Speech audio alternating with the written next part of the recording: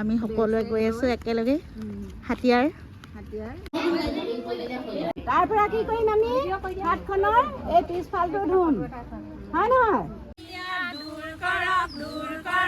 Hi guys স্বাগতম জনাইছোঁ lovely কিটচেনৰ অন্য এটা ব্লগলৈ। আজি বৰ্তমান উপস্থিত আছোঁহি চকলীয়া অংগনবাদী কেন্দ্ৰত আৰু লগতে ইয়াতে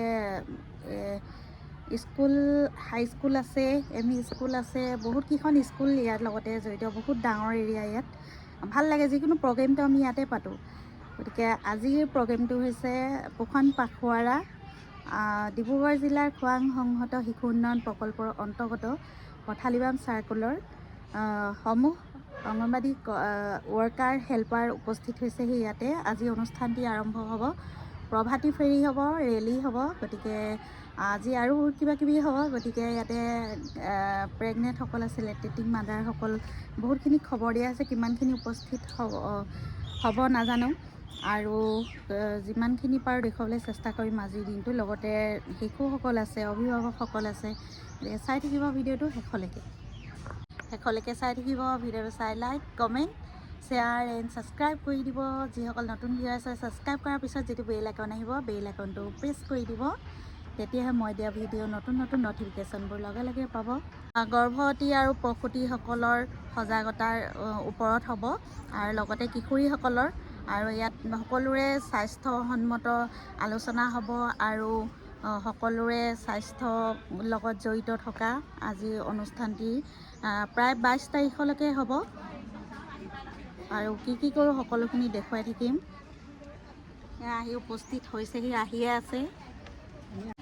আজি 2025 বৰ্ষৰ পোখন পখোৱাৰাৰ অনুষ্ঠানটি আৰম্ভ হৈছে এপ্ৰিল মাহৰ 8 তাৰিখৰ পৰা। আজি শুভাৰম্ভ আমাৰ ৰেলী হ'ব। ৰেলীৰ কাৰণে আমাৰ এই শিশুসকল লগতে অভিভাৱকসকল আহিছে আৰু অংগনবাদী কৰ্মী সহায়িকাসকল ইয়াতে আহি চকলীয়া অংগনবাদী কেন্দ্ৰত উপস্থিত হৈছোঁহি আৰু সকলোৱে মিলি আজি আমি ৰেলী কৰিম প্ৰথমে। আৰু আমাৰ আজিৰ পৰা 8 তাৰিখৰ পৰা প্ৰায় আমাৰ 22 তাৰিখলৈকে অনুষ্ঠানটি পালন কৰা হ'ব আৰু সকলোৱে সাজু হৈ ওলাই আহিছে। আৰু বাইদেউ কওক, আজি আমাৰ 2025 বৰ্ষৰ এপ্ৰিলৰ 8 তাৰিখ আৰু আমাৰ আজি পোখন পাখোৱাৰা অনুষ্ঠানটি আৰম্ভ হৈছে। আজি শোভাযাত্ৰালৈ সকলো ওলাই আহিছে। আমি সকলো কণ শিশুক লৈ আজি আমি পোখন পাখোৱাৰা যাত্ৰা আৰম্ভ কৰিছোঁ আৰু এতিয়া আজি আছে প্ৰথম ৰেলী আৰু প্ৰভাত ফেৰী। আমি তালৈ সাজু হৈছোঁ সকলোৱে এতিয়া আমাৰ সাজু আৰু লগতে গাৰ্জেন আহিছে, অভিভাৱকসকল আৰু শিশুসকল আৰু আহিব লাগিছিলে, কিন্তু আমাৰ যিমানখিনি মানুহ জনোৱা হৈছিল, খবৰ দিয়া হৈছিল, কিন্তু সিমানখিনি মানুহ আহি পোৱা নাই। যিহেতু এতিয়া বহুত মানুহ আমাৰ চাহ জনজাতি এলেকাৰ মানে কামতো ব্যস্ত হৈ আছে। যাত্ৰা আৰম্ভ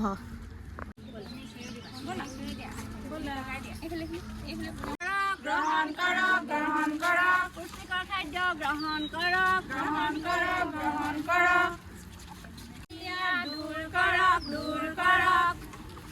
আৰু আমাৰ গৰ্ভৱতী প্ৰসূতিসকলে আইৰণ ফলিক এচিড টেবলেট 100টাকৈ গ্ৰহণ কৰক, গ্ৰহণ কৰক, গ্ৰহণ কৰক। এনিমিয়া সমস্যাটো দূৰ নহ'লে কোনো শিশু গ্ৰ'থ হ'ব নোৱাৰে। সেইবাবে আমি গৰ্ভাৱস্থাৰ 3 মাহৰ আগৰ পৰাই এই যিটো ফলিক এচিড, সেই ফলিক এচিডটো গ্ৰহণ কৰিবলৈ কওঁ।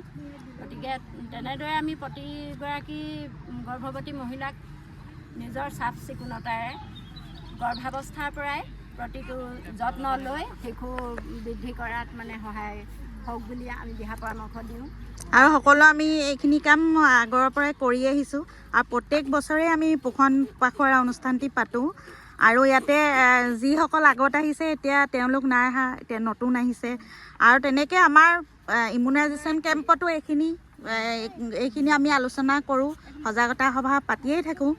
কিন্তু আৰু এনেকৈ প্ৰভাতী ফেৰী আমাৰ বছৰত এবাৰহে কৰা হয় আৰু ওজনৰ ওপৰত ভিত্তি কৰি দিহা পৰামৰ্শ প্ৰদান কৰোঁ। আমাৰ এতিয়া শিশুসকলক খাদ্য খোৱাৰ আগত হাত ধোৱাৰ যিকেইটা প্ৰচেছ আছে শিকাই দিয়া হৈছে সকলোকে। আমি খোৱাৰ আগত হাত ধুব লাগে হয় নে নহয়? আমি খোৱাৰ আগত হাত ধুব লাগে। বাইদেউলে চোৱা লাগে প্ৰথমে আমি পানী আৰু চাবোন লৈ এনেকে চাবোন মাৰিব লাগে। মোলৈ চোৱা এনেকে চাবোন মাৰিব লাগে। আমি 6টা পদ্ধতিয়ে হাত ধুলেহে হাতখন সম্পূৰ্ণ চাফা হয় দেই। আমি এনেদৰে চাবোন আৰু পানী লৈ চাবোন মাৰিলো হয় নহয়? মাৰি আমি এনেদৰে কৰিম, এনেদৰে কৰিম। মোলৈ চোৱা, তাৰপিছতে চোৱা আমি এনেদৰে কৰিম, তাৰ পৰা এনেদৰে কৰিম হয়নে? তাৰপিছতে এতিয়া এইখন হাতে আমি আকৌ এনেদৰে কৰিম। কৰি আকৌ চোৱা আমি বুঢ়া আঙুলিটো কৰিম হয়নে? আমি যে কওঁ বুঢ়া আঙুলি, এইটো কৰিম। তাৰ পৰা কি কৰিম? আমি হাতখনৰ এই পিছফালটো ধুম হয় নহয়? এনেকে কৰিম, এনেকে কৰা। তাৰপৰা আকৌ ইখন হাত কৰা, কৰিলো নে? এনেদৰে আমি এতিয়া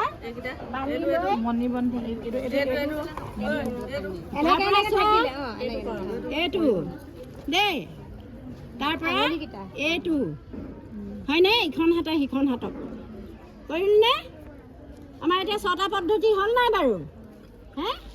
আমি 6টা নিয়মেৰে এতিয়া হাত ধুলো হয় নহয়? ইখন হাতে সিখন হাতক আৰু দেই। তাৰ পৰা এতিয়া আমি কি কৰিম? পানী লৈ আমি চাফাকৈ ধুম। দিয়াচোন হাতখনত বহুত চাবোন মাৰিলো নহয়, দিয়া ধুই দিয়া দেই।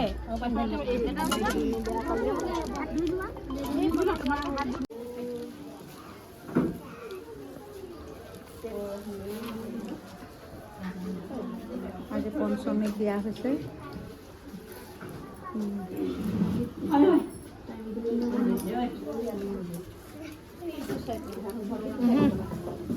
চবেই আহা।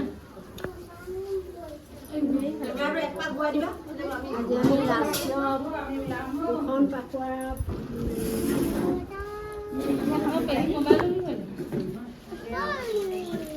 এগৰাকী অংশগ্ৰহণ আৰু পঞ্চামৃত আয়োজন কৰা হৈছে। এতিয়া পঞ্চামৃত খোৱাবলৈ সাজু হৈছোঁ। সকলো ওচৰ চাপি আহক।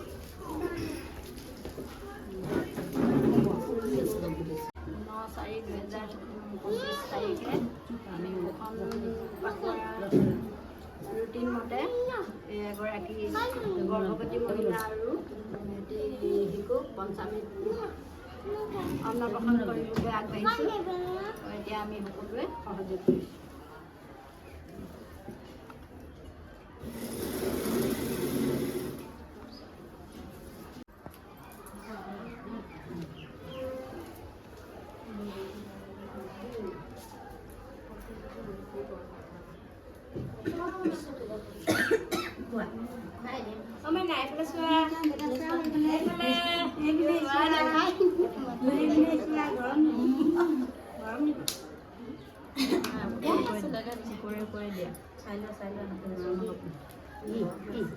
অলপ খুৱাই দিওঁ।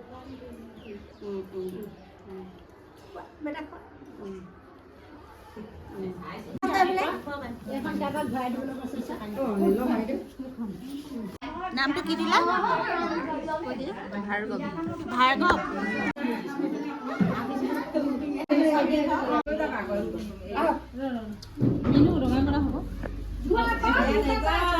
আমি এতিয়া ফিল্ডত আহি আছোঁ।